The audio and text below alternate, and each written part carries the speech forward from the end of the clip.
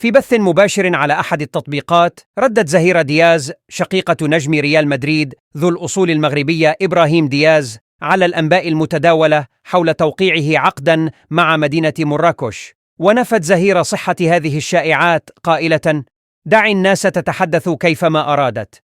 لقد قالوا قبل مدة قليلة أنني قمت بحفل زفاف هناك في المغرب. وأوضحت زهيرة أن شقيقها كان واضحاً دائماً بحلمه في اللعب لإسبانيا، مضيفة: لدينا صورة تجمعني معه ونحن صغار مرتدين قميصاً إسبانياً بكل فخر. وعن تهميش إبراهيم دياز في المنتخب الإسباني قالت زهيرة: لا أنا ولا إبراهيم ولا الجماهير الإسبانية تعرف لماذا يتعرض لكل هذا التهميش حتى عندما كان يقدم أفضل أدائه. أتذكر أنه دخل في نوبة بكاء عندما تم إسقاطه من قائمة المنتخب الإسباني في أولمبياد طوكيو.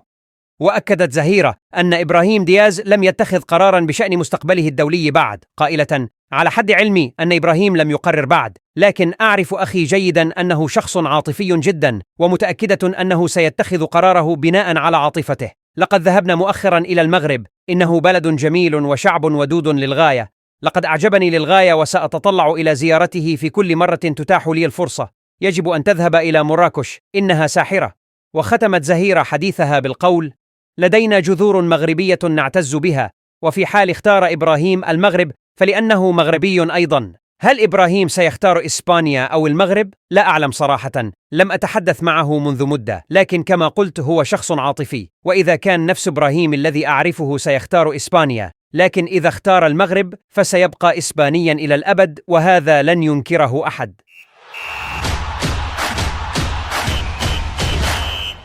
وجه مدرب المنتخب المغربي الأول لكرة القدم بطاقة الدعوة إلى إلياس بن صغير لاعب نادي موناكو لخوض وديتي أنغولا وموريتانيا. وأكدت عدد من التقارير الفرنسية أن وليد الركراكي قرر استدعاء إلياس بن صغير البالغ من العمر 19 عاماً بعدما أنهى كافة الإجراءات القانونية التي تتيح له تمثيل الأسود في المباريات المقبلة.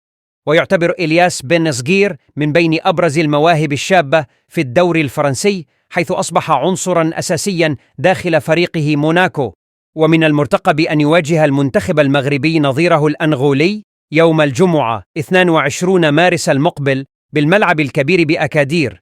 وفي مباراة ثانية سيقابل الأسود منتخب موريتانيا يوم الثلاثاء 26 مارس المقبل.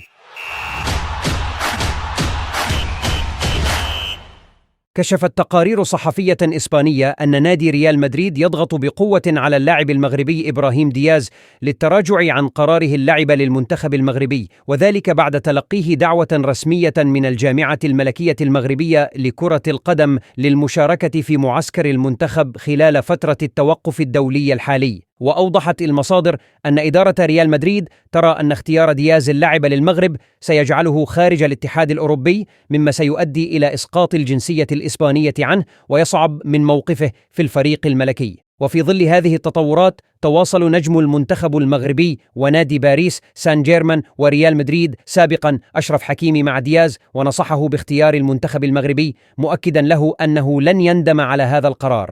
وبهذا دخلت قضية إبراهيم دياز منعطفا حاسما قبل الإعلان الرسمي عن انضمامه للمنتخب المغربي أو الإسباني. بينما تلتزم الجامعة المغربية والركراكي ودياز الصمت، يفضل الإسبان خيار التسريبات والضغط الإعلامي لمنع دياز من الانضمام للمنتخب المغربي.